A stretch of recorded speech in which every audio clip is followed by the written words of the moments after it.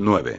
Según la leyenda, el asteroide era un trozo de oro puro cuyo núcleo permanecía intacto y yacía enterrado en las profundidades del castillo. Fuera cual fuera su composición real, lo que no cabía duda era que tenía una densidad por encima de la media.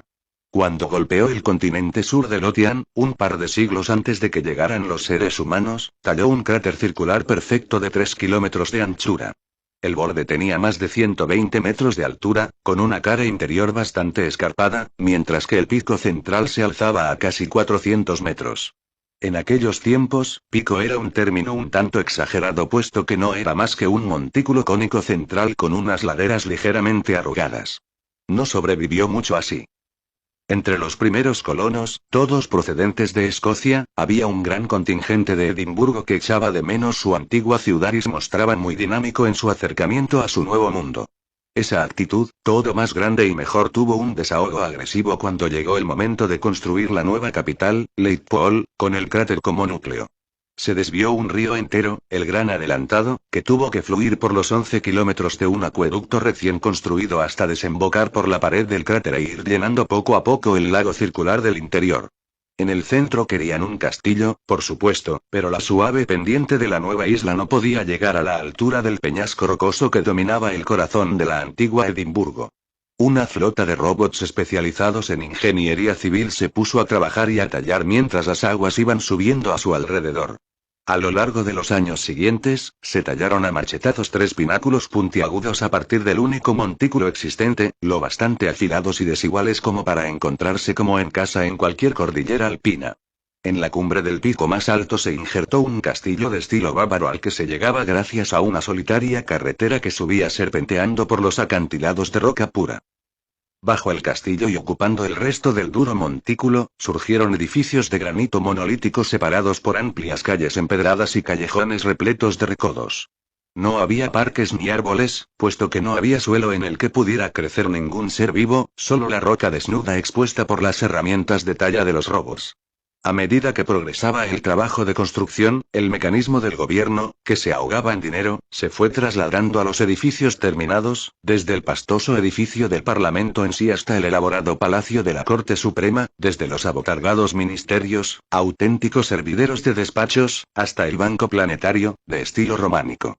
Y con los gobernantes del mundo llegó el circo habitual de personajes secundarios, los restaurantes caros, los hoteles, los clubes, las oficinas, los teatros, las sedes de las corporaciones, las salas de conciertos, los grupos de presión, los bufetes legales y los medios de comunicación.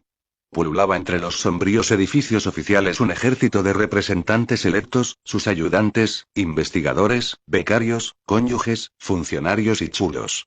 En realidad, en el monte del castillo solo vivían los cuadros dirigentes, todos los demás se trasladaban desde la ciudad que había crecido al otro lado del borde del cráter. Zonas residenciales y barrios se fueron extendiendo a lo largo de kilómetros y kilómetros por la pendiente de los muros exteriores de barrios que se convertirían en el hogar de 4,5 millones de personas. Leitpool era una de las ciudades favoritas de Adam Elwin, una grata excepción a las pulcras cuadrículas que se encontraban en la mayor parte de los mundos. En Leitpool, las calles serpenteaban por el exterior del borde del cráter en curvas aleatorias, cruzándose y separándose de forma caótica. La industria ligera y los barrios residenciales tenían sus zonas separadas, pero se apretaban unas contra otras en un auténtico rompecabezas que despreciaba cualquier aspiración de ser admirable. Unos amplios jardines colgantes formaban bonitas manchas verdes entre las estructuras de piedra y compuesto. Una buena red de metro, además de los tranvías, mantenía el tráfico de vehículos privados en un nivel mínimo. Las líneas de ferrocarril elevadas unían los barrios principales y bajaban serpenteando hasta el fondo de la ladera noreste, donde la estación del TEC ocupaba parte de las afueras. En ese momento, Adam caminaba por el cuadrante occidental del Círculo del Príncipe, la calle que rodeaba la parte superior del borde del cráter. Era el principal distrito comercial, con gran renombre en muchos planetas. Una muralla de altos centros comerciales y tiendas de marca formaban el lado externo de la amplia calle, mientras que el interno dibujaba un brusco giro hacia las aguas tranquilas del lago redondo que se veía de 20 metros del pavimento.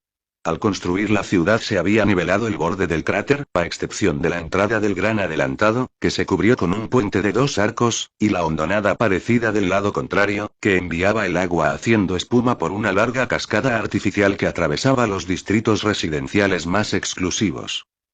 Adam pasó 20 tranquilos minutos paseando entre las multitudes que colmaban las aceras repletas de escaparates. Cada edificio lucía la bandera nacional blanca y escarlata de la corona celta. Todas sin excepción estaban a media asta. 2 días antes, el equipo de Lothian había sido eliminado de la Copa. Lo que había afectado mucho a la nueva nación escocesa, era como si el planeta entero se hubiera puesto de luto. Al final encontró el café que estaba buscando, una puerta situada junto a un gran establecimiento de aparatos electrónicos se abría a unas escaleras que lo llevaron a la primera planta. La gran sala era una especie de galería reformada, con techos altos y enormes ventanales curvados que se asomaban al círculo del príncipe. Encontró un sofá un tanto raído delante de una ventana y le pidió a la camarera adolescente un chocolate caliente con 2 mantecadas de avellana y virutas de chocolate. La vista que tenía del monte del castillo era incomparable. A unos cuantos cientos de metros, al sur, una de las vías del monorraíl cruzaba las tranquilas aguas negras. Un único vagón plateado iba disparado para trasladar a los últimos oficinistas a sus escritorios. Impresionante, ¿verdad?, dijo una voz junto a él. Adam levantó los ojos y vio a Bradley Johansson de pie, a su espalda, con una gran taza de té en la mano. Como siempre, aquel hombre alto daba la sensación de estar un tanto desconectado del mundo que lo rodeaba. Había algo en su rostro fino y elegante que lo hacía parecer mucho más aristocrático de lo que cualquiera de los miembros de las grandes familias podría llegar a ser jamás.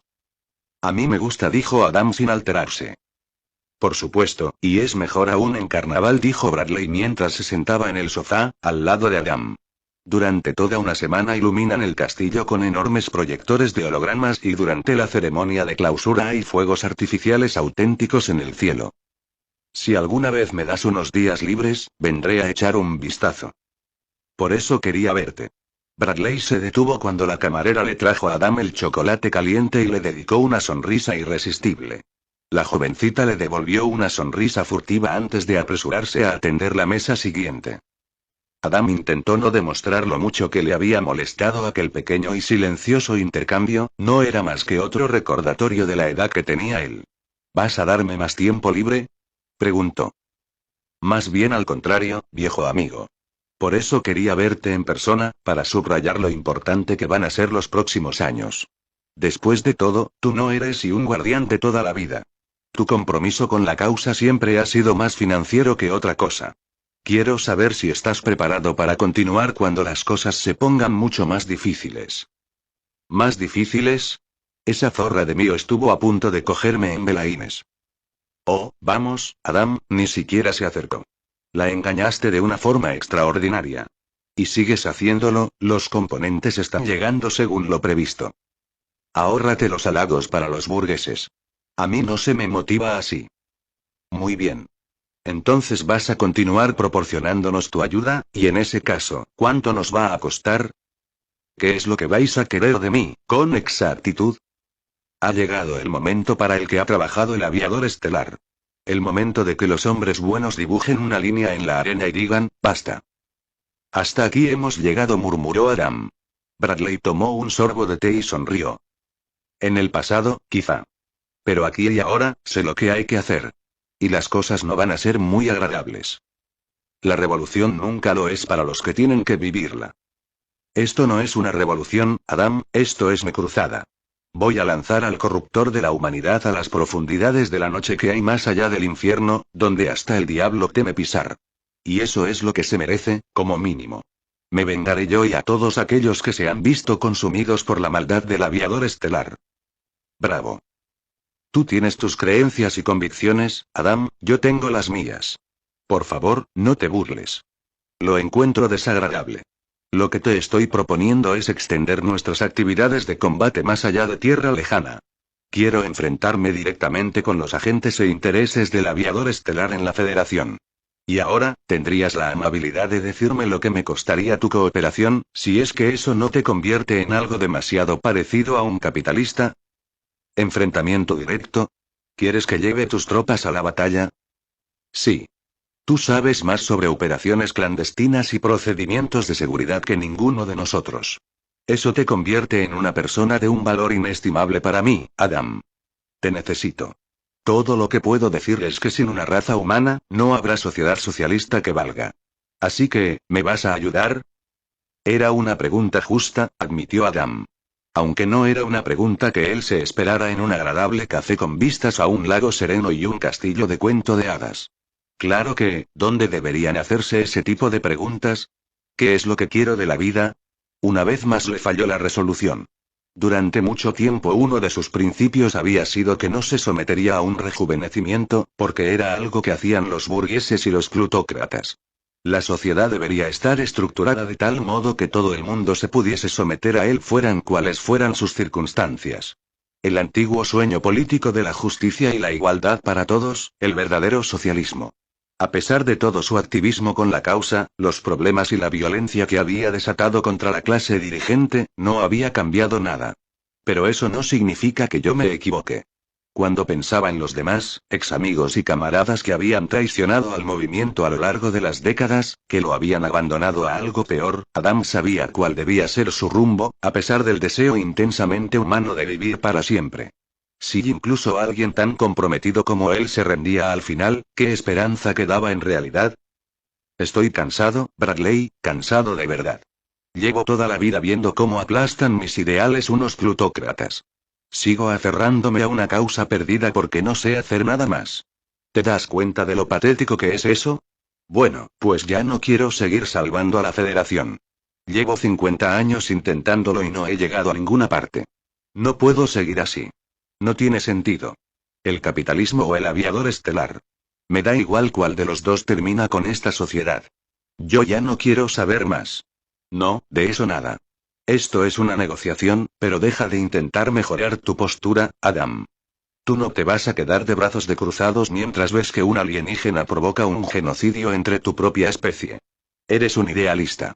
Es un defecto magnífico, un defecto que yo envidio. Bueno, ¿qué puedo ofrecerte a cambio de tus inestimables servicios? No lo sé. Esperanza, quizá. Me parece bien. Bradley señaló con un gesto el singular castillo encaramado a su cima. El sol se reflejaba en las esbeltas torretas cónicas, haciendo que sus muros de roca pulida brillaran con un vívido color bronce y un matiz esmeralda. El castillo original de Edimburgo era la sede del nacionalismo escocés. Lo simbolizaba todo para los creyentes más acérrimos. A pesar de todos los cambios y derrotas que soportaron, el castillo permaneció sólido en el centro de su capital. Aguardaron durante generaciones a que la nación escocesa volviera a renacer después de perder a su atractivo príncipe. Hubo momentos en los que la causa parecía imposible, incluso maldita. Recuperaron su independencia de los ingleses solo para perderla otra vez de inmediato con la formación de la Europa Federal. Pero una vez que el pueblo llegó a las estrellas, la verdadera nación renació aquí y en otros dos mundos. Un ideal mantenido en la oscuridad puede florecer si tiene la oportunidad, sin importar lo mucho que dure la noche. No renuncies a tus ideales, Adam, nunca. Muy trillado lo veo. Entonces prueba con esto. He visto cómo progresan y en lo que se convierte en sociedades como la nuestra. He recorrido sus mundos y los he admirado de primera mano. Esta federación no es más que un estado provisional para especies como la nuestra. Hasta tu socialismo quedará atrás con la verdadera evolución. Podemos convertirnos en algo maravilloso, algo especial. Tenemos ese potencial. Adam se lo quedó mirando durante mucho tiempo, pensando que ojalá pudiera ver a través de aquellos enigmáticos ojos y penetrar en la mente que había detrás. La fe que tenía Bradley en sí mismo y en su causa siempre había sido extraordinaria.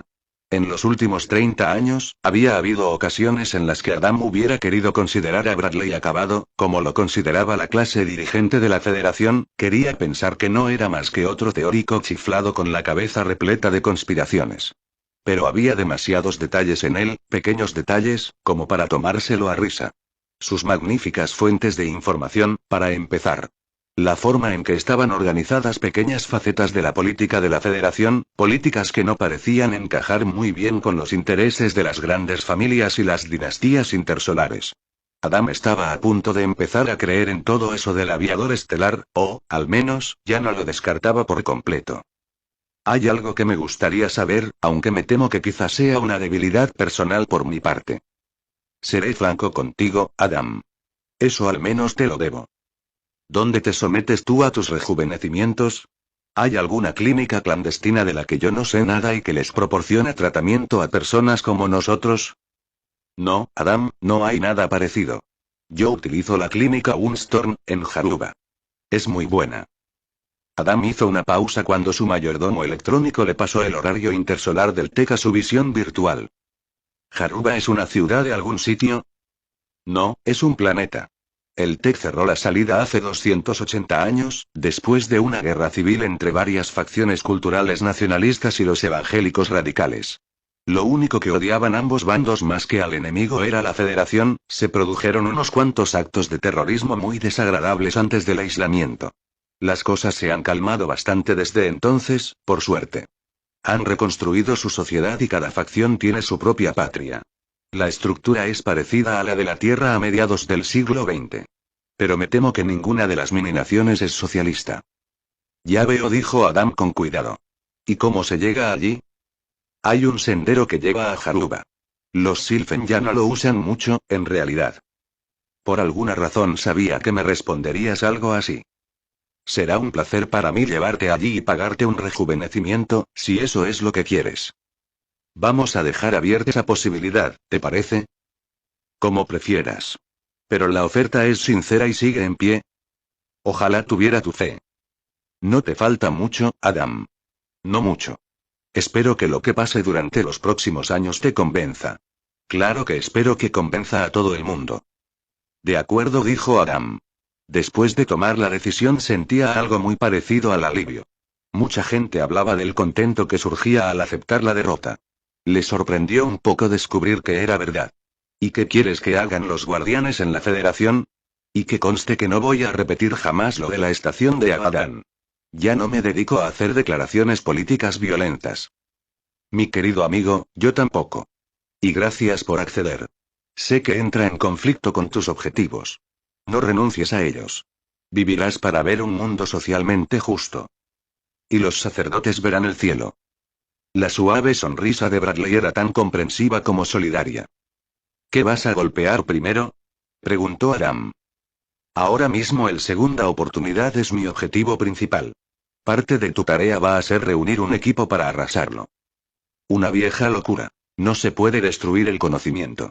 Incluso si lo consiguieras y volaras el segunda oportunidad, construirán otro, y otro, y otro, hasta que consigan terminar uno. Saben construirlos y por tanto los construirán. Supongo que tienes razón, por desgracia. Pero destruir el segunda oportunidad será un golpe muy fuerte para el aviador estelar. Quería que se construyera esa nave estelar, ya lo sabes. Lo sé, recibí el escopetazo. Adam se quedó mirando el monte del castillo durante un rato. ¿Sabes? En otro tiempo los castillos tenían un propósito que no era simbólico. Se utilizaban para mantener a raya a los invasores y proteger el reino. Pero ya no los construimos. Pero los necesitamos, ahora más que nunca. Menudo par estamos hechos, dijo Adam. El optimista y el pesimista. ¿Y tú cuál dices ser? Creo que ya lo sabes. Para ligero disgusto de su personal, Wilson siempre llegaba al despacho alrededor de las 7:30 de la mañana. Con las reuniones de dirección, las sesiones de entrenamiento, las entrevistas, las evaluaciones de las cuestiones de ingeniería, los informes de los medios de comunicación, una sesión de entrenamiento en el gimnasio de 1 hora y una docena de cosas más programadas cada día, la mayoría de las noches nunca se iba hasta después de las 9. Comía en su mesa para no perder tiempo yendo a la excelente cantina que había en la planta baja. Su influencia comenzó a filtrarse por todo el proyecto de la nave estelar y con ella, su entusiasmo. Los procedimientos se hicieron más estrictos bajo sus incesantes directivas, las políticas se hicieron claras y eficaces. El orgullo se instaló por todo el complejo e impulsó a todo el personal. Cada semana, Wilson se encontraba con Nigel Sheldon para realizar la visita de inspección ritual del segunda oportunidad. Llegaban a la salida y se impulsaban hacia la plataforma de montaje. Los dos señalando y cotorreando sobre la nueva sección de la enorme nave como un par de colegiales. Ya se habían instalado todos los cohetes de plasma, junto con las turbobombas y los inyectores de energía. Los grandes tanques de reacción se estaban colocando en las cavidades situadas en la superestructura central de la nave, construida por los ingenieros. Eran unos elipsoides de color gris oscuro cuya estructura interna estaba formada por un laberinto de sacos diminutos. Es el diseño definitivo para contener el chapoteo, le explicó Wilson mientras los dos se deslizaban por la red de montaje que había encima del cilindro central. Los sacos pueden apretarse y expulsar el contenido sin que importe la maniobra de aceleración que estemos realizando, y mientras vamos en punto muerto, mantienen estable el fluido. Ojalá lo hubiéramos tenido en el viejo Ulises, nos habríamos ahorrado un montón de problemas mecánicos, pero la tecnología de los materiales ha avanzado mucho desde aquellos tiempos. Nigel se sujetó a una de las redes de la plataforma y se detuvo justo encima de un tanque con forma de huevo al que le estaban colocando con cuidado unos brazos robóticos. El personal de construcción y los sensores móviles manejados por control remoto pululaban a su alrededor como abejas junto a su reina. ¿Cómo es que no utilizamos hidrógeno? Creí que eso era lo que daba el mejor impulso específico a los sistemas de escape de los cohetes. Cuando hablas de reacciones químicas, claro. Pero los cohetes de plasma operan a un nivel de energía tan alto que descomponen su fluido activo en partículas subatómicas. Los depósitos de balance cero que llevamos bombean tanta energía que este plasma está en realidad más caliente que los gases de escape de un generador de fusión. Con tanta eficiencia, la criogenia es una pérdida de tiempo. Por supuesto, en un mundo ideal, estaríamos utilizando mercurio como fluido propulsor, pero hasta eso tiene problemas de manejo, por no mencionar el coste y la procedencia de todo el volumen que estamos contemplando. Así que hemos terminado con un hidrocarbono muy denso. Es casi petróleo puro en crudo, pero los químicos han modificado la estructura molecular para que permanezca en estado líquido a una enorme variedad de temperaturas. Dado el tipo de aislamiento casi perfecto que tenemos revistiendo a los tanques, el apoyo térmico que hemos de proporcionarle al combustible es mínimo. Nigel le lanzó al tanque una mirada pensativa. Siempre pensé que los cohetes eran lo más simple del mundo. El principio es lo más simple que hay, es la ingeniería lo que es complejo. Pero estamos haciendo todo lo que podemos para reducirlo. Las técnicas modernas nos permiten deshacernos de capas enteras de sistemas auxiliares. He oído que has impulsado la creación de una junta de revisión del diseño. Para que apruebe el diseño definitivo, sí. Prefiero ese método a los múltiples comités de dirección que habías establecido tú. Wilson soltó la red y se dio impulso para acercarse flotando a la rueda de soporte vital. Le da al proyecto una política arquitectónica general. No lo estoy discutiendo. El espectáculo es tuyo. Pasaron por encima de la sección de la rueda. Ya se veían las cubiertas internas, con las paredes y los paneles clavados a la estructura de tensión y mostrando la disposición interior. Deberíamos empezar a colocar el casco a finales del mes que viene, dijo Wilson. No hay mucho retraso, entonces. No. Me has dado un buen equipo. Y los fondos ilimitados ayudan. En realidad no son ilimitados y he notado que siguen subiendo. Era inevitable, pero en realidad deberían estabilizarse ahora que estamos entrando en el punto definitivo del diseño. Ya hemos empezado a hacer unas cuantas modificaciones en el cilindro central para adaptarlo al mayor período muerto de observación de la misión. El equipo de sensores reformado está terminando la etapa de análisis alfa y debería salir a oferta pronto. Y los ingenieros ya nos han entregado los modelos a escala de los satélites de sondeo por control remoto de la clase 3 y 4. Nos los está montando Baifos en el Ángel Supremo, aquí estamos saturados y los expertos son ellos. La mayor parte de vuestros satélites de georreconocimiento de la división exploratoria los construyen ellos. Claro. Nigel le echó otro vistazo a las cubiertas de alojamiento de la tripulación, donde ya se había instalado un procesador atmosférico, todavía envuelto en su embalaje plateado. Tío, todavía soy incapaz de superar lo grande que es esta belleza.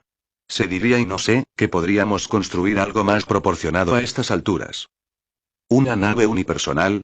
Preguntó Wilson con tono divertido. Agitó una mano para señalar la parte delantera del cilindro. Tú ayudaste a diseñar el motor de hiperpropulsión. He tenido casas más pequeñas que ese monstruo. Ya, lo sé. Debería echarle otro vistazo a las ecuaciones básicas. Hazlo, pero yo te digo que una nave del tamaño de un coche nunca tendrá éxito. Quiero algo grande y poderoso a mi alrededor cuando me ponga a explorar lo desconocido. Tío, Freud se lo habría pasado en grande contigo. Bueno, ¿cómo va la selección de la tripulación? Ah, macho. Wilson hizo una mueca al recordarlo. Hemos terminado con el escuadrón básico de la tripulación. Tenemos 220 que comenzarán la segunda fase de su entrenamiento la semana que viene. Seleccionaremos a los últimos 50 un mes antes del lanzamiento. El equipo científico es un poco más difícil, hasta ahora hemos aprobado a 70 y la oficina de Oscar está intentando organizar el resto de las solicitudes.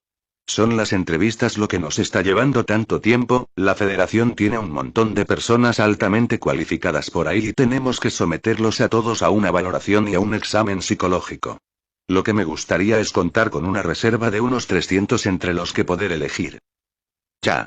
Nigel se detuvo sobre el borde de la rueda de soporte vital y observó a un robot de construcción que colocaba una lámina en su lugar. ¿Te has planteado llevar al doctor Bose con vosotros? ¿Bose? Ah, el astrónomo que vio el cerco.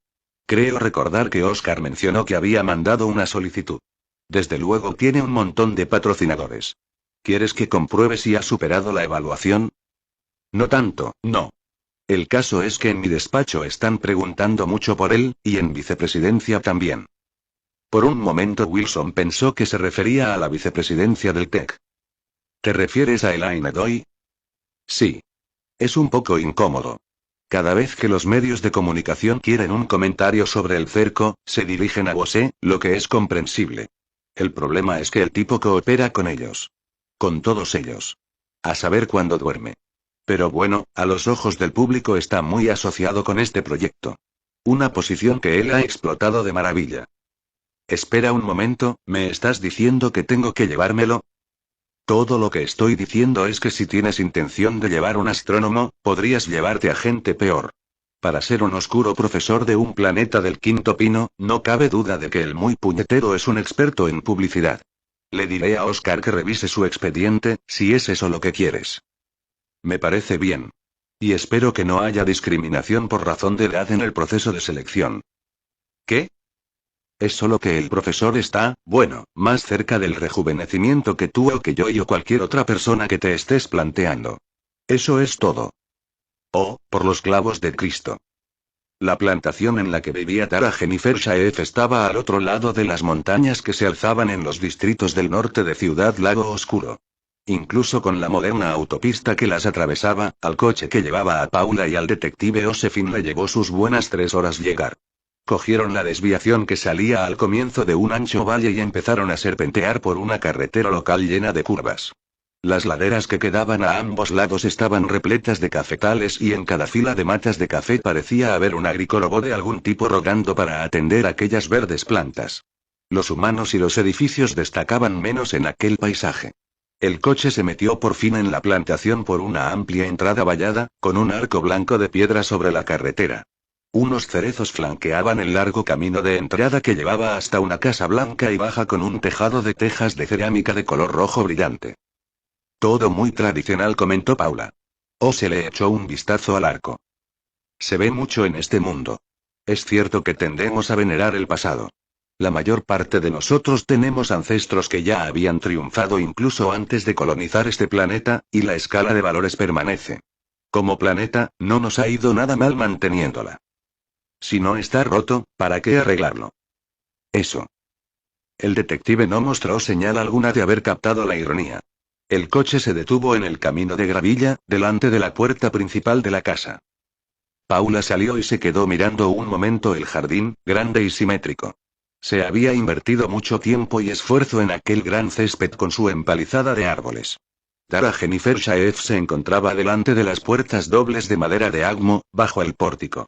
Su marido, Mateu de Savoel, permanecía junto a ella, rodeándole los hombros con un brazo con gesto protector. Era un par de décadas mayor que ella, observó Paula, la mata de espeso cabello oscuro comenzaba a platear y la cintura a ensancharse. El coche se alejó hacia el bloque de los establos y Paula se adelantó unos pasos. Gracias por recibirme, dijo. No tiene importancia, dijo Tara con una sonrisa nerviosa. Saludó con un gesto tenso al detective Finn. Hola, otra vez. Espero que no permitan que esto la afecte demasiado, dijo Mateu de Savoel. Mi mujer ya había dejado atrás la terrible experiencia que supuso tener que renacer. No pasa nada, Mateu, dijo Tara dándole unos golpecitos en el brazo. Yo no he puesto las cosas difíciles de forma deliberada, dijo Paula. Ha sido la familia de su mujer la que ha querido mantener la investigación abierta. Mateu de Saboel emitió un gruñido de insatisfacción y abrió la puerta de la casa. Tengo la sensación de que debería estar presente un abogado, dijo, mientras los acompañaba por el fresco vestíbulo. Está usted en su derecho, dijo Paula con tono neutro. Si de Saboel pensaba que su mujer se había recuperado del todo, estaba muy equivocado. Nadie con 3 vidas a la espalda se mostraba tan inquieto como parecía estar Tara. Por la experiencia que tenía Paula, cualquiera que se hubiera matado, por accidente o de otro modo, necesitaba al menos una regeneración tras el renacimiento para superar el trauma psicológico. Los acompañaron a un gran salón con un suelo de baldosas. Una gran chimenea dominaba una de las paredes, con un hogar de verdad y varios troncos de madera en el centro. De las paredes colgaban varios trofeos de caza junto con las cabezas disecadas de animales alienígenas con las garras y los dientes exhibidos de forma prominente para presentarlos como monstruos salvajes. ¿Suyos?, preguntó Ose. He cobrado todos y cada uno en persona, dijo Mateu de Saboel con orgullo. Todavía queda mucha fauna hostil viviendo en las colinas. Jamás había visto un goral tan grande, dijo Ose mientras miraba una de las cabezas. No sabía que Oaktir tenía armas y una cultura aficionada a la caza, dijo Paula. En las ciudades no, dijo de Saboel. Creen que los que cuidamos la tierra somos unos salvajes y unos bárbaros que lo hacemos solo por deporte. Pero ellos no viven aquí, no se dan cuenta del peligro que supondrían los gorals y los bidis si bajaran hasta las comunidades humanas. Hay varias campañas políticas para prohibirles a los terratenientes que disparen fuera de los terrenos cultivados, como si los gorals fueran a respetar eso. Es precisamente esa mierda opresiva de la que quería huir al venir aquí. ¿Así que es fácil hacerse con un arma en este planeta? En absoluto, dijo Tara. Se dejó caer con un gran alarde en uno de los amplios divanes. No se creería lo difícil que es conseguir una licencia, aunque sea para un rifle de caza. Paula se sentó enfrente. ¿Usted ha tenido alguna vez licencia de armas? No. Tara sacudió la cabeza y esbozó una débil sonrisa, como si recordara un chiste privado. Sacó un cigarrillo de su pitillera y lo apretó contra el encendedor. Emitió el olor dulce y mentolado de la majana transgénica. ¿Les importa? Me ayuda a relajarme. Osefin frunció el ceño, pero no dijo nada. ¿Ha tenido alguna vez un arma?, preguntó Paula. Tara se echó a reír. No. O si la tuve, no me guardé ese recuerdo. Pero no creo que la tuviese. Las armas no tienen lugar en una sociedad civilizada. Muy loable, dijo Paula. Se preguntó si Tara era en realidad tan poco sofisticada como aparentaba o si era algo que quería creer tras la muerte que había sufrido. Claro que la mayor parte de los ciudadanos preferían hacer la vista gorda ante lo fácil que era conseguir un arma. Me gustaría hablar sobre Wyobi Kotal. Desde luego. Pero como le dije al detective Finn la última vez, solo recuerdo haber pasado un par de semanas con él. ¿Tenía una aventura con él? Tara dio una profunda calada al cigarrillo y exhaló con lentitud. Desde luego que sí. Dios, menudo cuerpo tenía ese chico. No creo que lo olvide jamás. ¿Así que su matrimonio con Morton se había acabado? No, en realidad no. Todavía nos llevábamos bien aunque la relación se estaba anquilosando un poco. Usted debe de saber cómo son estas cosas. Había un matiz de burla en su voz. ¿Tuvo usted otras aventuras? Un par. Como ya he dicho, me daba cuenta de hacia dónde iban las cosas con Morton. A nuestra compañía le iba bien y él cada vez pasaba más tiempo trabajando. Los hombres son así, siempre se obsesionan con lo que no deben. Algunos hombres. Tara le ofreció una mano lánguida a de Saboel, que le besó los nudillos con gesto indulgente. ¿Sabía Morton lo de los otros hombres? Es probable, pero respetaba a mi marido. Jamás alardeé de ellos y nunca fueron motivo de discusión. ¿Morton tenía algún arma? Oh, no sea ridícula. El nuestro era un buen matrimonio. Que se estaba terminando. Y nos divorciamos. Son cosas que pasan. De hecho, tiene que pasar cuando se vive tanto tiempo. ¿Tenía su marido un arma? No. Muy bien. ¿Por qué elegiría usted Tampico? Fue ahí donde presenté los papeles del divorcio, ¿no? Bueno, no lo sé, de eso estoy segura. La primera vez que oí hablar de ese sitio fue justo después de mi renacimiento, cuando los investigadores del seguro me preguntaron lo que había pasado. Ni siquiera sabía que existía. Usted y Kotal compraron billetes para ir allí. Usted se fue con él 4 días después de su última descarga de memoria en el depósito de seguridad de la clínica Kirova. ¿Por qué se fugó con él? No lo sé. Recuerdo que lo conocí en una fiesta, y después fue solo sexo, en realidad. Y era un chico divertido, entusiasta, como solo lo pueden ser los que viven por primera vez. Lo pasaba bien con él, pero siempre me ha costado creer que renunciara a mi vida por él. Morton y yo teníamos una buena vida. Usted no era la única chica a la que Kotal veía. ¿De veras? Por alguna razón no me sorprende. Era guapísimo. ¿No está celosa? Irritada como mucho. ¿Wyobie tenía algún arma? Hoy Tara apeló a su marido. Por favor. Vamos, investigadora jefe, dijo de Saboel con arrogancia. No es necesario seguir por esa línea. A Wyobie y Kotal también lo mataron. ¿Ah, sí? El marido le lanzó a Paula una sonrisa cansada. Sinceramente, espero que no. Pero eso me temo. Esto no es nada agradable para mi mujer, volver a resucitar esos espectros después de haberse acostumbrado a una pérdida total de cuerpo. Por eso estoy aquí, dijo Paula. Para asegurarme de que no vuelve a ocurrir. ¿Otra vez? Tara alzó la voz, alarmada, y apagó el cigarrillo. ¿Cree que volverán a matarme? No me refería a eso. Sería muy inusual que un asesino la atacara 2 veces y ya lleva viva más de 20 años. Por favor, no se preocupe por esa posibilidad. ¿Así que Wyobie no tenía un arma? No. No que yo recuerde. ¿Mencionó usted otras aventuras? ¿Estaba viendo a alguna otra persona al mismo tiempo que a Kotal? No. Con Wyobie ya tenía suficiente. ¿Y algún enemigo, suyo o de Kotal? Debo de haberme enfadado con mucha gente, es lo que pasa cuando se vive más de 100 años, pero no se me ocurre ninguna discusión o resentimiento que justificase que me mataran. Y en cuanto a Wyobie, Manasa Edad tiene enemigos, no de los que matan. Su otra novia quizás se enfadara bastante. Es posible. Tara se estremeció. No la conocí. ¿Cree que eso fue lo que pasó? En realidad, no. Si a Wyobie y a usted los mataron, desde luego no fue un crimen pasional o por lo menos no fue un asesinato que ocurriera en el calor de un momento dado. Todavía no sabemos dónde ni cuándo los mataron. Para crear tanta incertidumbre hace falta planificación y muchos preparativos. Aparte de los billetes, no hay ninguna prueba de que llegaran a Tampico. El divorcio, dijo de Saboel. Se pidió en Tampico. Y todas las cosas de Tara se enviaron allí. El divorcio se dejó en manos de un bufete, Broer y Asociados, de Tampico. Fue una simple transacción de datos. En teoría, se podría haber presentado desde cualquier parte de la Unisfera. En cuanto a sus efectos personales, Tara, se enviaron a un almacén de Tampico, que los conservó 7 semanas, y después, se los llevó un vehículo privado con su autorización. Los investigadores de la compañía de seguros no han podido ubicarlos. Lo que me parece más interesante de todo esto son las disposiciones que tomó para guardar su memoria en un depósito de seguridad.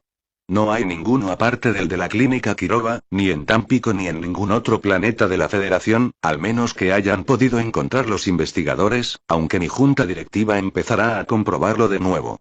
Y usted se habría decidido por alguno, todo el mundo tiene un depósito de seguridad que pueda actualizar precisamente por esta razón, el Renacimiento. El billete, el que sus efectos personales se enviaran allí, su divorcio, todo son pruebas de que usted se instaló en Tampico. Pero, en mi opinión, la falta de un depósito de memoria pone en duda todo el episodio de Tampico. ¿Pero por qué? Preguntó Tara. ¿Qué sentido tendría matarme a mí o a Wyobie? ¿Qué hicimos? No lo sé. La última vez que la vieron viva fue cuando almorzó con Caroline Turner en el restaurante del puerto deportivo de Luna Baja. Si pasaba algo, usted no le contó nada. De hecho, su amiga dijo que parecía bastante normal. Caroline era una buena amiga, la recuerdo. Quizá incluso le hubiera hablado de Wyobie. Ella dice que no y desde luego no le dijo nada sobre dejar a Morton para fugarse con Wyobie. Así que si usted se volvió loca y huyó con Wyobie, tenemos que considerar que se implicó en algún asunto criminal. Yo no haría eso.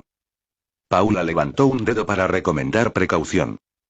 Tampoco tuvo que ser de forma deliberada. La explicación lógica sería un accidente, vieron o descubrieron algo que no deberían y los mataron. Mi problema con esa teoría es dónde pasó. Si fue aquí, tenemos un margen muy pequeño para investigar. Morton estuvo fuera de casa 2 días y tenía previsto quedarse en su congreso otros 4. Dice que usted dejó de responder a sus llamadas 2 días después de su almuerzo con Caroline, justo cuando compró su billete a Tampico. Bien, su último depósito de memoria en el almacén de seguridad de la clínica Kirova fue el mismo día que Morton se fue. Así que, como mucho, a usted le ocurrió el incidente en ese intervalo de tiempo. Creo que podemos decir sin miedo a equivocarnos que no ocurrió en los 2 días anteriores a su almuerzo, lo que nos deja con solo 2 días, 48 horas, para que ocurriera. Los archivos de la policía de todo ese mes no tienen recogido ningún incidente criminal importante, dijo Ose. De hecho, fue un año tranquilo. Entonces eran criminales muy buenos, muy listos, dijo Paula. Nunca los cogieron y la única prueba es este posible asesinato. Lo que no nos deja mucho en lo que basarnos. Debo decir que si Shaef y Kotal vieron algo grave, las posibilidades de que descubramos lo que pasó en realidad no son muchas. Lo que nos deja con Tampico. Llegaron y se tropezaron de golpe con algo que no deberían. Nuestros hipotéticos criminales de Tampico mantuvieron la ilusión de que seguían vivos recogiendo sus efectos y pidiendo después el divorcio. Eso explicaría la falta de un depósito de memoria. ¿Qué clase de criminales? Preguntó Tara con voz temblorosa. ¿Qué estarían haciendo para hacer que nos mataran a Wyobi y a mí? Solo es una teoría, le dijo Paula a toda prisa. Me cuesta aceptar las teorías de las conspiraciones criminales, la probabilidad es bajísima, pero tampoco podemos hacer caso omiso. Pero esa inverosimilitud es lo que crea el dilema. Si no fue eso y no fue nada de su vida privada, que parece intachable, ¿qué es lo que ocurrió? Tara hurgó en la pitillera y encendió otro cigarrillo. La detective es usted, todo el mundo lo sabe. Las manos le temblaban cuando dio una calada. Mateu de Saboel la sujetó con fuerza y miró furioso a Paula. ¿Ya tiene suficiente? Le soltó. Por ahora, dijo la detective con calma. Averígüelo, exclamó Tara cuando Paula y Ose se iban ya. Por favor, tengo que saberlo. Todo lo que ha dicho y no fue un accidente absurdo, ¿verdad? Es lo que me he dicho durante 20 años, lo que le he dicho a todo el mundo. Tuve un impulso loco y romántico y me fugué con Wyobi, porque si lo dices y sigues diciéndolo, se convierte en realidad. Era como inventarse un recuerdo. Pero lo sabía, en el fondo sabía que no fue así. Haré lo que pueda, dijo Paula. ¿Y ahora, a dónde? Preguntó Ose cuando el coche se alejó de la gran plantación aislada. El ex marido, Morton. Ose le lanzó una mirada furtiva. ¿Tiene alguna idea de lo que pasó? No fue un accidente. Creo a Tara. Era una mujer demasiado sensata como para fugarse con Wyobi sin más. Ese chico ya le estaba dando todo lo que ella quería de la relación. Lo que significa que lo de Tampico no es lógico, fue un montaje, una coartada. ¿Era sensata, ya no? Ya ha visto lo que es hoy. Ya. A eso es a lo que se refería cuando hablaba de investigar a la gente, ¿no? Por supuesto. Paula se volvió y se quedó mirando por las ventanillas del coche sin ver nada más que un contorno borroso de árboles junco que se habían plantado para proteger las pulcras matas de los cafetales. Son las personas las que cometen los crímenes, así que ahí es donde se encuentra el motivo, en las personas. Era tan instintivo, tan obvio, que no tenía que pensar para hablar con él. Sus padres, o más bien la pareja que ella había creído que eran sus padres durante su infancia, habían creído con toda sinceridad que el instinto se podía matar antes de que naciera. Era la vieja discusión, naturaleza contra educación, y el resultado de ese capítulo concreto y ultramoderno era algo que ellos deseaban desesperadamente poder utilizar para demostrarle a la Federación entera que la educación podía ganar, que no existía eso del destino predeterminado. Sobre todo no el que los creadores de Paula habían pensado para ella. El planeta donde nació se llamaba el refugio de Huxley, aunque los demás mundos de la Federación lo llamaban de forma burlona, la colmena. Colonizado en 2102, lo fundó y pobló la Fundación para la Estructura Humana, un extraño colectivo de investigadores genéticos e intelectuales de la teoría sociopolítica. Estaban decididos a explorar las posibilidades genéticas del perfilamiento psiconeuronal, una vez libres de las restricciones de la Tierra. Creían que era posible crear una sociedad completamente estable poniendo en práctica la frase zapatero a tus zapatos, hasta un punto que al resto de la humanidad le parecía escalofriante. Muchos de los apellidos anglosajones tienen su origen en ocupaciones. Sastre, herrero, panadero, y el objetivo de la fundación era convertir ese vínculo en algo sólido e irrompible, determinado por el ADN del individuo. Las profesiones no se podían instalar del todo, por supuesto, un perfil psiconeuronal solo le daba a la persona la actitud necesaria para hacer el trabajo que le habían destinado, mientras que unas modificaciones fisiológicas más sencillas complementarían el rasgo. A los médicos les proporcionarían dedos hábiles y una gran agudeza visual, mientras que los agricultores y los albañiles poseerían un físico grande y fuerte, y así se iría cubriendo todo el espectro de la actividad humana. Los rasgos se soldaron y fijaron para evitar los cambios genéticos. En lo que a los rasgos se refería, jamás habría ningún perfil mezclado. La fundación evitó de forma escrupulosa utilizar la palabra puro en sus comunicados de prensa. La Federación al completo detestaba aquella noción. Casi desde su concepción, el refugio de Huxley se convirtió en un estado paria. Incluso hubo serios llamamientos en el Senado para que se llevara a cabo una intervención militar o policial, lo que contravenía la constitución de la organización. La Federación se había constituido en un principio para garantizar la libertad individual de los planetas dentro de una estructura legal general. Al final, la fundación pudo continuar porque, legalmente, era un planeta independiente y libre.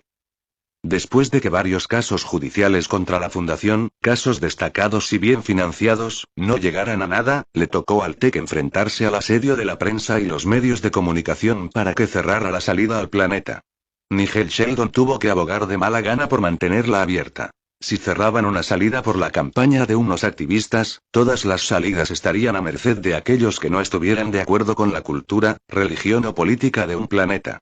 La colmena permaneció conectada a la Federación, aunque nunca llegó a contribuir de verdad a la estructura económica y financiera general. En silencio, y con un considerable instinto científico, la Fundación continuó con su tarea de construir su sociedad única. Algunas personas no aceptaron jamás que se perdiera en los tribunales, ni el derecho de la Fundación a perseguir su objetivo. Tenía precedencia un derecho humano mayor, argumentaban. En su opinión, la situación nos dejaba con todo un planeta de esclavos genéticamente modificados a los que había que liberar. Si alguna vez ha habido alguien a quien se le haya podido aplicar el término extremista liberal, esos eran Marcus y Rebecca Redound. Nacidos con el respaldo de la considerable riqueza de grandes familias de la Tierra, estaban encantados de contribuir a la causa y apoyarla, tanto financiera como activamente. Junto con una cábala pequeña e igual de dedicada que ellos, planearon una incursión en la colmena, una incursión que estaban convencidos de que terminaría por demostrarle a la Federación que la Fundación se equivocaba, no solo en sus planteamientos políticos, sino también en los científicos. Después de meses de planificación y preparativos encubiertos, nuevos comandos urbanos de niños ricos irrumpieron en una de las salas de nacimiento de la Fundación, en la capital de la colmena, Forceville. Consiguieron llevarse a 7 bebés recién nacidos y trasladarlos a la estación planetaria del TEC antes de que se diera la alarma. A 3 los localizó de inmediato la Junta Directiva Intersolar de Crímenes Graves y los pequeños regresaron a su guardería del refugio de Huxley. Consiguieron toda la publicidad que el grupo hubiera deseado, aunque no contaron con toda la simpatía del público. Había algo en la idea de robar bebés que escalofriaba a la gente. 4 miembros de la cábala fueron arrestados cuando se localizó a los bebés.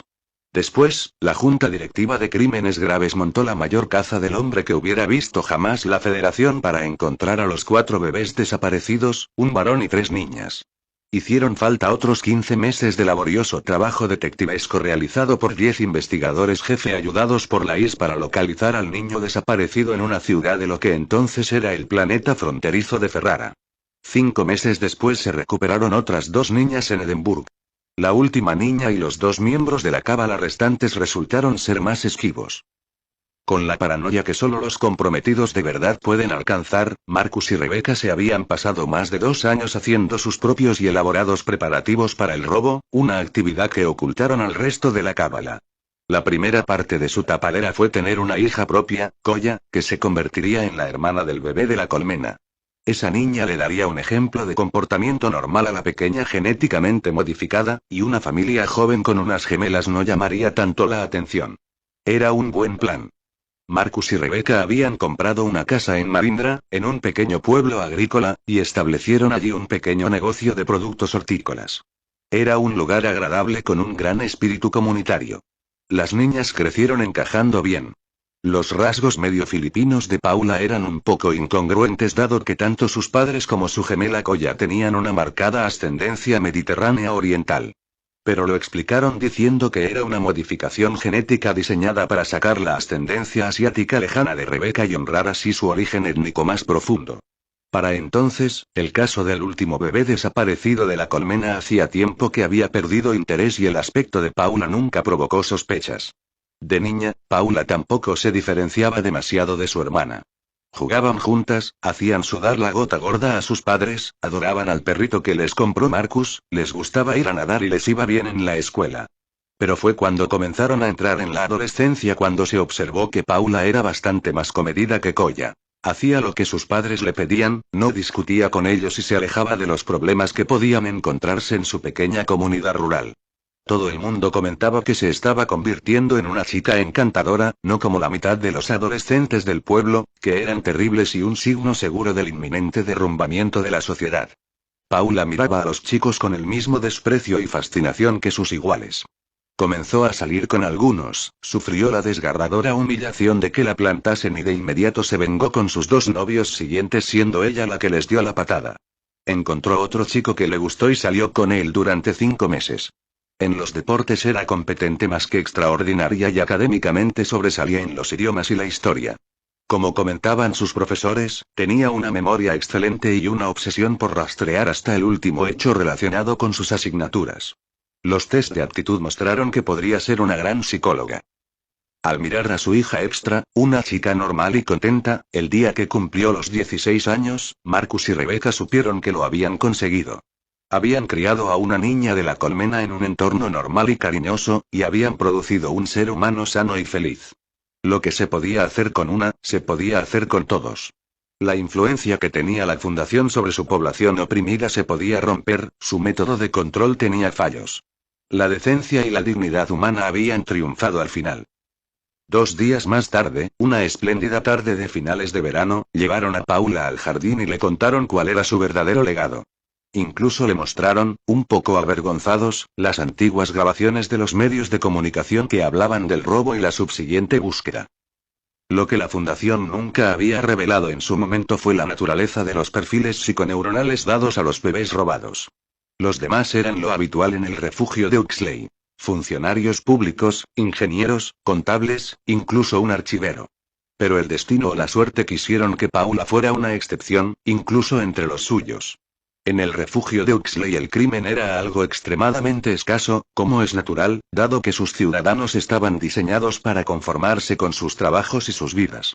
Aunque ni siquiera la fundación afirmaba ser capaz de construir una vida perfecta. Todas las civilizaciones humanas necesitaban una fuerza de policía. En el refugio de Huxley era una fuente de orgullo nacional que solo hubiera un agente de la ley por cada 10.000 personas. Paula era una de ellos. 2 horas después de su alegre confesión, Marcus y Rebecca estaban arrestados. Fue Paula la que los entregó. No tenía alternativa, la distinción entre el bien y el mal era el núcleo de su identidad, de su alma. La última niña desaparecida de la colmena fue la mejor historia mediática que había llegado a la Unisfera en toda una década y convirtió a Paula en una celebridad al instante. Joven, guapa y aterradoramente incorruptible, era todo lo que no debería ser una chica de 16 años. Gracias al despiadado testimonio de Paula, Marcus y Rebecca fueron sentenciados a 32 años de vida suspendida cada uno, perdiendo así el doble del tiempo que duró su crimen, la clase de castigo que solía reservarse para los asesinos. La cobertura del juicio que hizo la Unisfera permitió que una cuarta parte de la raza humana viera fascinada y en silencio a Koya derrumbándose y gritándole histérica al juez antes de rogarle a su hermanastra que retirara la aplicación de la sentencia. La única respuesta de Paula, la mirada compasiva y silenciosa que le dedicó a la llorosa muchacha, hizo que toda esa cuarta parte de la humanidad se estremeciera. Después del juicio, Paula volvió al refugio de Huxley, el hogar que nunca había conocido, donde descubrió su verdadero nombre y sufrió las embarazosas presentaciones de los otros niños robados con los que no tenía nada en común. Su hogar no era aquel, lo era incluso menos que Marindra. En la Federación había recibido una educación moderna que la apartaba por completo de la norma del refugio de Huxley. En la colmena no disponían de una tecnología avanzada, la nueva y conformista sociedad estaba estructurada de tal modo que fuera la gente la que hiciera todo el trabajo, no las máquinas. Tras su exposición a los robots domésticos y al acceso a los datos que permitía la Unisfera, Paula consideraba que semejante rechazo era estúpido y provinciano. Fue el único éxito que consiguieron Marcus y Rebecca al dar forma a sus pensamientos, aunque para entonces sus cuerpos yacían ya en estado comatoso en los úteros de hibernación de la Junta Directiva de Justicia, sin saber nada. Lejos ya de la atención del público, Paula abandonó el refugio de Huxley y se trasladó a la Tierra, donde se alistó en la Junta Directiva Intersolar de Crímenes Graves. En ese momento, la joven no tuvo ni idea de lo alto que subió su solicitud por la cadena política antes de que la aprobaran al fin. Pero la aprobaron y, como era inevitable, se convirtió en el mejor efectivo que tuvieron jamás, a pesar de ese sonado caso de 2243 que todavía no había resuelto. Morton vivía en el ático de un rascacielos de 50 pisos, detrás del puerto deportivo de la Buck, en Ciudad Lago Oscuro. No muy lejos, de hecho, del último almuerzo de Caroline Turner con Tara. Paula notó la coincidencia cuando el coche los condujo por el muelle. Aparcaron en el garaje subterráneo del rascacielos y cogieron el ascensor express hasta el último piso. Cuando se abrieron las puertas, Morton los esperaba en el vestíbulo. Había salido de su último rejuvenecimiento 3 años antes y era un joven alto y atractivo cuya espesa mata de cabello castaño estaba atada en una larga cola de caballo.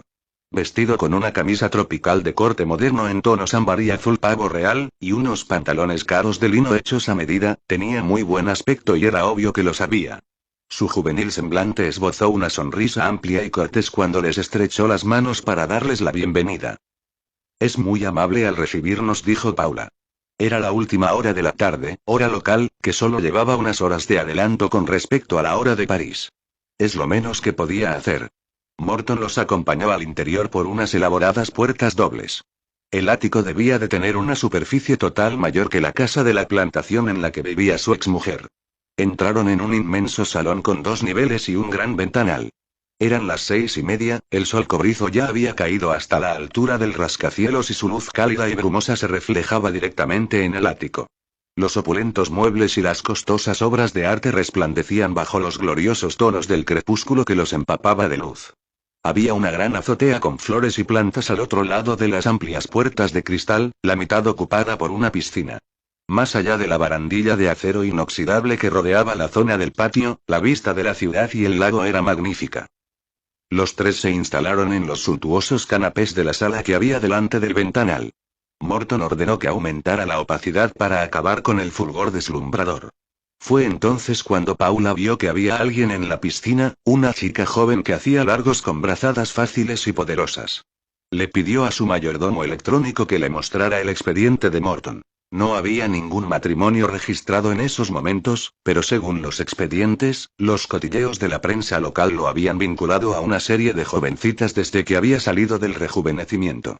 Su amante actual era Melanie Rescoray, una joven de 19 años que estaba en su primera vida y que era miembro del equipo nacional de salto de trampolín de Oaktier. Había constancia de que los padres de Melanie se oponían de la forma más enérgica a la relación y la reacción de la muchacha debía sido abandonar la casa familiar y trasladarse al ático de Morton. ¿Quieren beber algo?, preguntó Morton.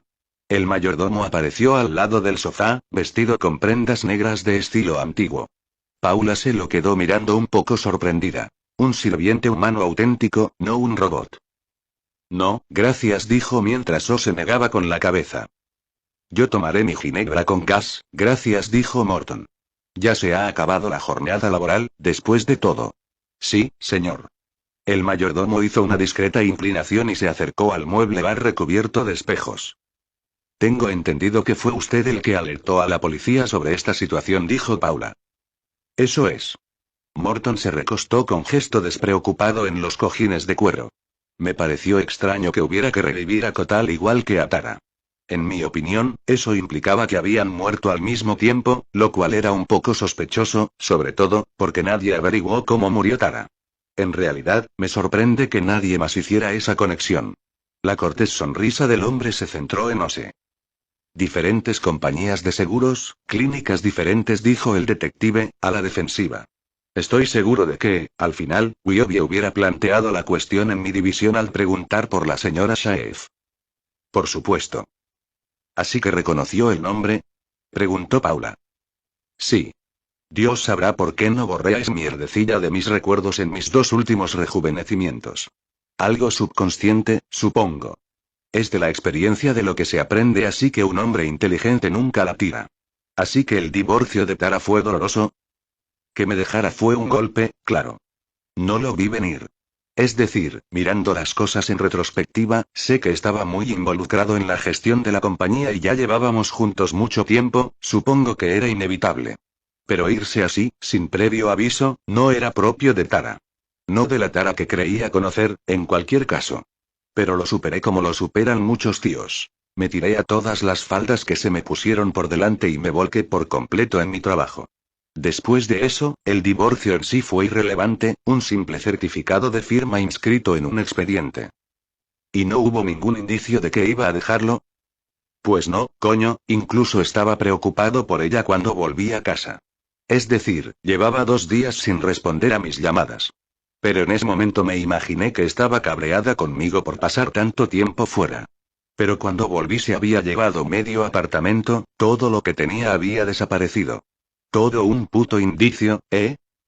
El mayordomo volvió con la ginebra con gas en un vaso de cristal y lo puso en una mesa esquinera, al lado de Morton. ¿Algo más, señor? Por ahora nada. Morton lo despidió con un gesto. ¿Hubo algún mensaje? Preguntó Paula. Ni una puñetera llamada. La primera y la última vez que supe algo de ella fue cuando llegó el expediente de divorcio, 2 semanas después. De eso se encargó un bufete. Así que en realidad usted no tuvo ningún contacto directo con Tara. No, no después de que se fuera. ¿Cómo se enteró usted del nombre de Wyobi Kotal? Estaba en el expediente de divorcio. ¿Tara lo incluyó? Sí. Él era la diferencia irreconciliable. Me gustaría ver una copia, por favor. Claro. Morton le pidió a su mayordomo electrónico que le enviara una copia del expediente a Paula. Tengo que preguntárselo, ¿sacó usted algún beneficio del divorcio? Morton se echó a reír, muy divertido. Pues claro, me deshice de ella. Tomó un trago de su ginebra con gas sin dejar de sonreír. No era a eso a lo que me refería. Sí, sí, ya lo sé. Entrelazó las manos en la nuca y se quedó mirando al techo. Veamos. No había mucho de qué hablar. Cuando terminamos, los dos disponíamos de seguridad financiera. Formaba parte del contrato prematrimonial, había que dividirlo todo por la mitad. Era lo justo. Tara era más rica que yo por aquel entonces y aportó un porcentaje más alto del capital inicial que invertimos en la compañía. No era ningún secreto. Pero era yo el que la dirigía, el que consiguió que funcionara. Cuando nos divorciamos, las acciones se dividieron de forma estricta según el contrato, los dos percibimos la mitad. ¿Cuánto dinero invirtió ella? Lo dividimos al 65 y 35. No es un porcentaje por el yo mataría. Estoy segura. ¿Y quién se quedó con la compañía? Sigo dirigiéndola yo, en cierto modo. Aquastate es ahora una de nuestras filiales. Paula consultó el expediente de Morton. Ya veo. Ahora es el presidente de Construcciones Gansu. Eso es. 6 meses después de empezar a cotizar en bolsa, Gansu hizo una oferta por Aquastate. Yo negocié un tipo de cambio bastante bueno, 2 acciones por una, un puesto en la junta de Gansu y una opción decente de compra de acciones. 40 años de duro trabajo más tarde y aquí estoy. Somos la empresa de ingeniería civil más grande de todo este planeta. Diga lo que quiere y nosotros se lo construimos. Además contamos con un buen número de divisiones fuera del planeta y cada año se abren más. Algún día podremos competir con las compañías multiestelares. Según mis archivos, la compañía que tenían Tara y usted, Aquastate, no salió a bolsa hasta 3 años después del divorcio. No, Tara estuvo de acuerdo, o más bien lo estuvieron sus abogados, en que los dos conseguiríamos un trato mejor si esperábamos y dejábamos que el negocio de extracción de humedad creciera hasta que pudiéramos conseguir el precio máximo por la emisión en bolsa. Cuando por fin empezó a cotizar Aquastate, las acciones de Tara se hicieron constar en un banco de Tampico, después se convirtieron en participaciones de Gansu cuando vendí la compañía. En realidad no debería contarles esto, pero y desde que renació, han vendido la mayor parte. Está acabando con el dinero a un ritmo pasmoso, y todo para mantener a ese idiota de marido aristocrático y su plantación. Gracias, pero no creo que eso sea relevante para nuestra investigación. Me interesa más lo que les ocurrió a sus acciones durante los 17 años anteriores a su renacimiento. ¿Se quedaron en el banco de Tampico sin que nadie las moviera? Que yo sepa, sí. Solo sé que ahora las están vendiendo porque como presidente veo el registro de propietarios. Está vendiéndolas a buen ritmo, un par de millones de dólares de Oaktier al año. Paula se volvió hacia Ose. Tenemos que comprobar las cuentas con el banco de Tampico y averiguar qué les pasó a esos 17 años de dividendos. Desde luego. Mellani rescora y salió de la piscina y empezó a secarse con el cielo rosado como telón de fondo. Era muy atractiva, admitió Paula. Morton se la había quedado mirando con una expresión golosa. ¿Y enemigos? Preguntó Paula. ¿Tara tenía alguno? No. Morton seguía mirando a su novia trofeo. Es decir, lo dudo. En realidad tampoco me acuerdo, me deshice de la mayor parte de esos recuerdos, solo mantuve lo esencial de esos días, ya sabe. ¿Y usted? ¿Tenía usted algún enemigo por aquel entonces?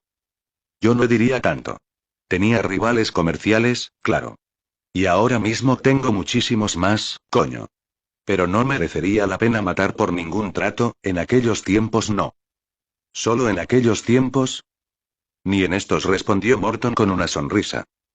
¿Se volvió a encontrar con Tara alguna vez, después de su renacimiento? Sí. Los investigadores de la aseguradora y la policía tenían 1.000.000 de preguntas que hacerme, las mismas que las suyas. Fui a verla después de que saliera de la clínica, por los viejos tiempos, para asegurarme de que estaba bien. Yo no guardo rencor y disfrutamos de 13 años muy buenos. Todavía nos encontramos de vez en cuando, en fiestas, acontecimientos sociales, ese tipo de cosas. Aunque cada vez menos ahora que tiene a su marido. De hecho, no la he vuelto a ver desde mi último rejuvenecimiento. Tara y usted no tuvieron hijos, ¿verdad? La atención de Morton regresó a la sala. No. ¿Por qué no? Como ha dicho, pasaron juntos 13 años. Decidimos que no los queríamos, incluso lo pusimos por escrito en el contrato prematrimonial. Los dos éramos personas muy ocupadas. El estilo de vida que teníamos entonces no tenía espacio para ese tipo de compromisos familiares. Muy bien, una última pregunta, quizá irrelevante teniendo en cuenta que ya ha pasado por 2 rejuvenecimientos desde entonces, pero ¿recuerda algún incidente extraño previo a la desaparición de su exmujer? Lo siento, no, nada. Si hubo algo, son recuerdos que dejé atrás hace ya mucho tiempo. Ya imaginé que ese sería el caso. Bueno, gracias otra vez por recibirnos. Morton se levantó y acompañó a la investigadora jefe a la puerta.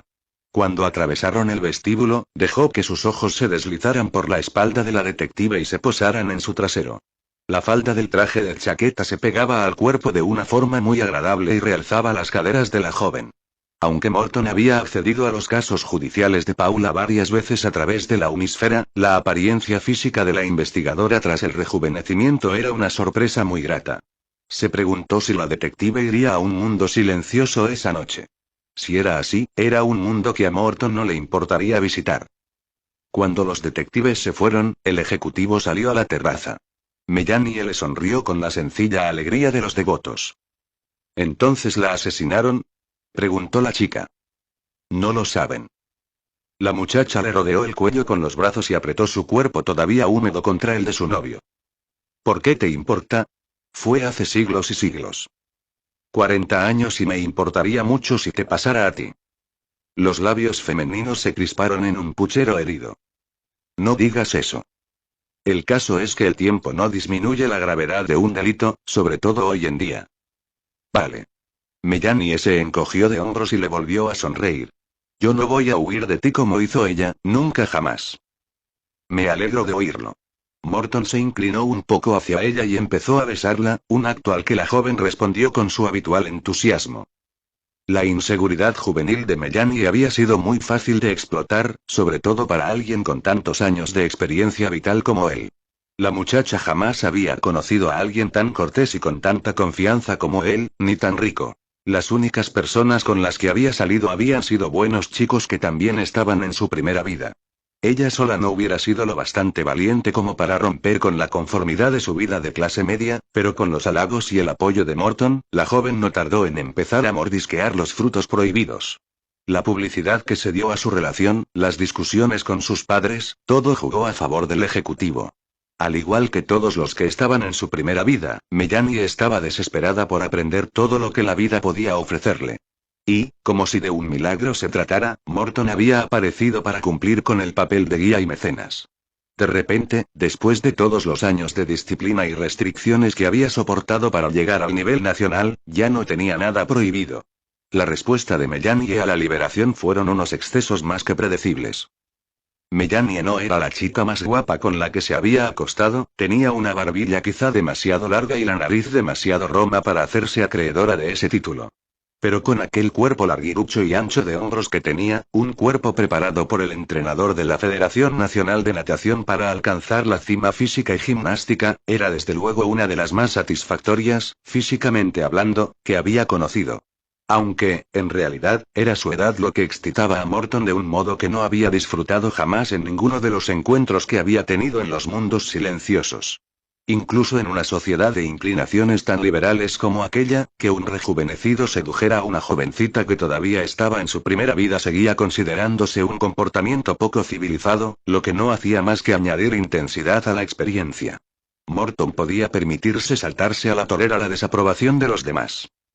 Porque eso era en lo que se había convertido, en uno de los ricos y poderosos que se alzaban por encima de las normas, de lo trivial. Y él disfrutaba de su vida personal y profesional de la misma manera. Si había algo que quería en cualquiera de ellas, lo cogía. Le sentaba bien construir un imperio, le permitía crecerse. Comparado con su primer y mediocre siglo, se podía decir que al fin vivía de verdad. Entra y cámbiate, le dijo al fin a Melanie. Su mayordomo electrónico llamó a la asistente y a la esteticista de la joven para que la ayudaran a prepararse. Resal nos espera en el barco, dentro de una hora. No quiero llegar muy tarde, esta noche vienen personas que quiero conocer. La asistente y la esteticista aparecieron en la puerta y esperaron con paciencia. Dos mujeres de mediana edad que conocían los gustos de Morton quizá incluso mejor que él mismo. De hecho, la ayudante también era la estilista del ejecutivo.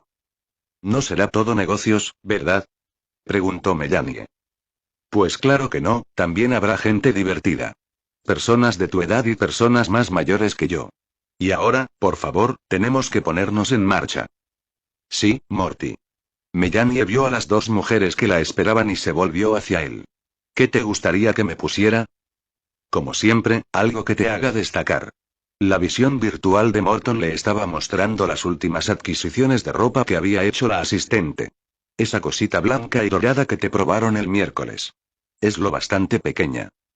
La joven asintió con impaciencia. Vale. Y después lo volvió a abrazar, ese abrazo fuerte en busca de consuelo que una niña le daría a su padre. Te quiero, Morty, te quiero de verdad. ¿Lo sabes, no? Los ojos de Melanie buscaron en el rostro de su novio una señal de confirmación. Lo sé. El Morton anterior, más maduro, quizá hubiera sentido una punzada de culpabilidad ante semejante adulación. Aquello no iba a durar. Él lo sabía, aunque la joven no lo viera. En un año o dos alguna otra belleza descarriada le llamaría la atención y comenzaría de nuevo la dulce y cálida presión de la caza. Melanie se iría hecha un mar de lágrimas. Pero hasta entonces y Morton le dio un azote rápido y suave en el trasero para que se metiera deprisa en el ático.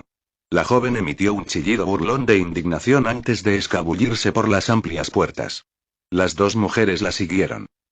El mayordomo electrónico del ejecutivo le presentó una lista de asuntos que no había terminado durante el día.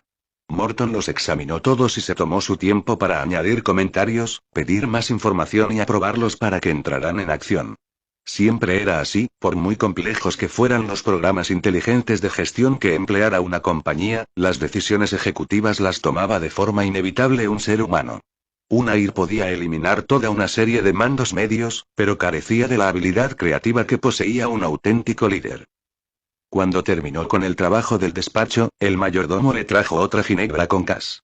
Morton se inclinó sobre la barandilla del balcón de acero para tomar la bebida mientras contemplaba la ciudad y el sol se ocultaba tras el horizonte.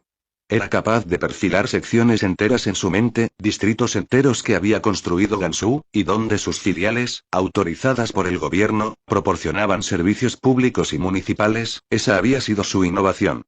También había otras zonas que atraían su atención. Viejas plantaciones y huertas que habían entrado a formar parte de las afueras de la ciudad, un entarimado verde que se apiñaba alrededor de la base de las montañas. Los arquitectos de Gansu habían elaborado planes para levantar hermosos edificios que encajarían a la perfección en aquellos arrugados valles en miniatura, comunidades exclusivas y muy caras que darían servicio a la población cada vez más rica de Oaktier. Ya estaban tentando a los granjeros con ofertas financieras e incentivos. Cuando levantó la cabeza y observó el cielo oscurecido, las estrellas empezaban a brillar. Si todo iba según el plan, su influencia pronto se extendería hasta ellas y superaría con mucho las pequeñas subcontratas que estaban consiguiendo en esos momentos las oficinas que tenían fuera del planeta. Ya controlaba la junta de Gansu y el incremento en los negocios y en el precio de las acciones que había logrado durante la última década le habían proporcionado un nivel casi regio. No habría timidez en sus planes de expansión. Las oportunidades que esperaban allí fuera eran asombrosas. Infraestructuras civiles enteras a la espera de que las construyeran. Los mundos de confluencia de la nueva fase 3 que algún día rivalizarían con los 15 grandes. Era el mejor momento para vivir. Volvió a bajar la mirada y examinó los tejados de la ciudad. Una torre antigua de tamaño medio le llamó la atención. Era el bloque de apartamentos en el que habían vivido Tara y él durante la mayor parte de su matrimonio. No se había dado cuenta de que se podía ver desde la terraza de su apartamento. No se percibía ningún detalle desde aquella distancia, el crepúsculo lo transformaba en una losa gris con líneas paralelas de luz que surgían de las ventanas. Tomó otro sorbo de su cóctel mientras lo miraba. Su memoria ni siquiera podía proporcionarle una imagen del interior del apartamento. Se había sometido a un rejuvenecimiento 6 años después del divorcio y había borrado todo salvo la información básica de su depósito de seguridad. Era una vida que se había convertido casi en una serie de notas en un expediente, no parecía real, como si no la hubiera vivido. Y sin embargo, 20 años antes, cuando había oído hablar del procedimiento al que habían sometido a Tara para hacerla renacer, hubo algo en todo aquello que lo inquietó. No fue propio de él ir a verla, pero lo hizo.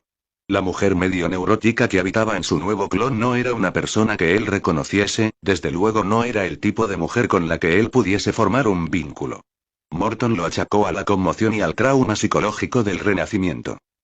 Y después, su mayordomo electrónico había filtrado de entre el caudal de noticias de la Unisfera la que hablaba de Kotal y había hecho la conexión con Tara. Morton había parado de trabajar, un acontecimiento inaudito en su oficina, y se había preocupado por lo extraña que era aquella coincidencia. Su personal había hecho unas cuantas investigaciones discretas cuyos resultados habían bastado para hacerlo llamar a la policía. El consiguiente informe que habían hecho sobre el caso le había molestado por su vaguedad y falta de conclusión. Pero en lugar de armar un escándalo en persona, cosa que atraería comentarios, había hablado con algunos de los miembros de más rango de la familia Shaef. No esperaba que le asignaran al caso a alguien tan célebre como la mismísima investigadora jefe mío. Pero fue una noticia agradable. Si había alguien capaz de aclarar lo que había pasado en realidad, era ella. Sus pensamientos volvieron a deslizarse por el cuerpo compacto de la detective y las grandes posibilidades que había de que la joven necesitara visitar un mundo silencioso. Morty. El ejecutivo se dio la vuelta. La asistente y la esteticista habían hecho la magia de siempre. Melanie se encontraba perfilada bajo la luz del salón, con el cabello cobrizo seco y alisado para que le cayera por la espalda y el vestido diminuto exponiendo inmensas cantidades de piel joven y tonificada. La inquietud de Morton por el tema de Tara y Kotal se desvaneció al instante mientras pensaba en las nuevas indecencias que iba a enseñarle esa noche a aquella jovencita. ¿Estoy guapa?, preguntó Melanie con cautela. Perfecta.